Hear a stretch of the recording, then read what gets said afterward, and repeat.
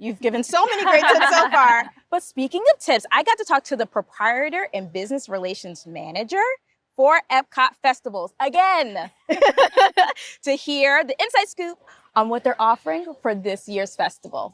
Let's check it out.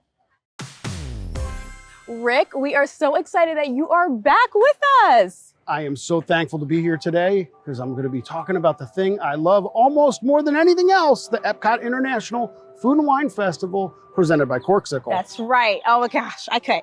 Now listen, you've been here before, but we may have some first timers listening to the episode. Can you tell us a little bit about you and your role as proprietor and business relations manager? Absolutely. So best job at Disney. I say it all the time. You know, I get to work with an amazing group of folks, over 1,000 people, to make the Food and Wine Festival possible, diverse backgrounds. So we've got all perspectives, and we get to spend our time creating all these great experiences and then getting to see the guests enjoying them. Very rewarding, so much fun.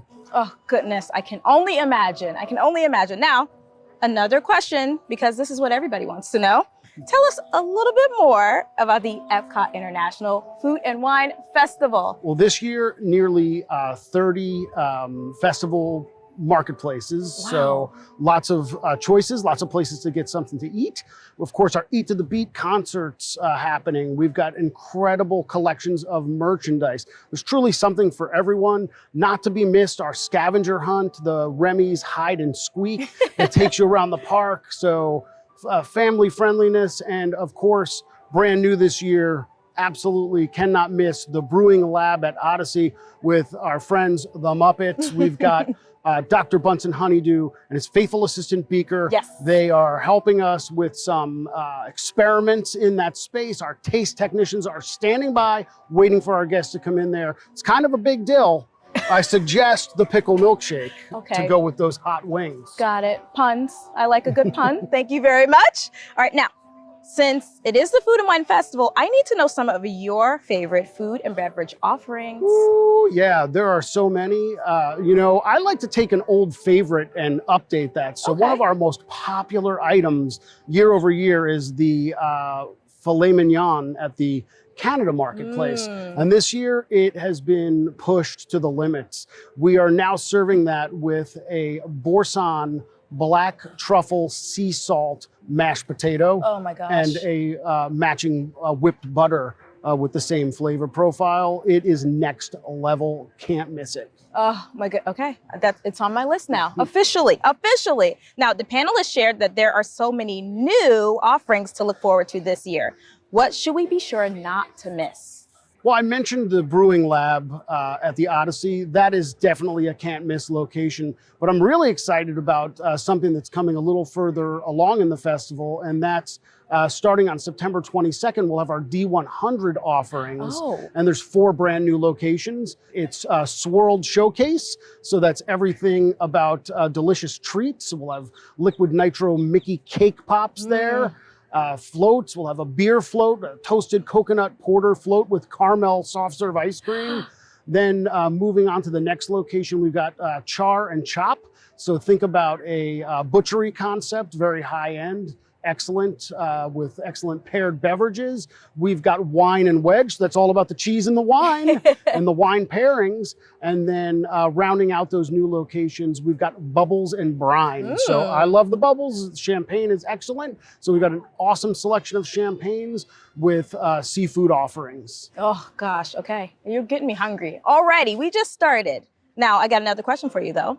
What is your favorite activity or experience at the festival? Ooh, I think it's got to be eating your way around the park. So eating around the world, and the guests experiencing kind of the new things that we have. Right. Another great new location that I can't forget to tell you about is at the American Adventure Pavilion. Okay. And it's called Flavors of America. So think about a culinary road trip across the United States. So we're starting in Chicago. We're serving an Italian beef sandwich.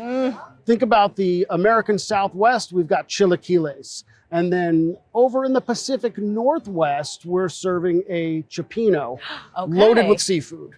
Oh, yeah. And each beer that we're serving in a beer flight there complements those dishes as well as locations.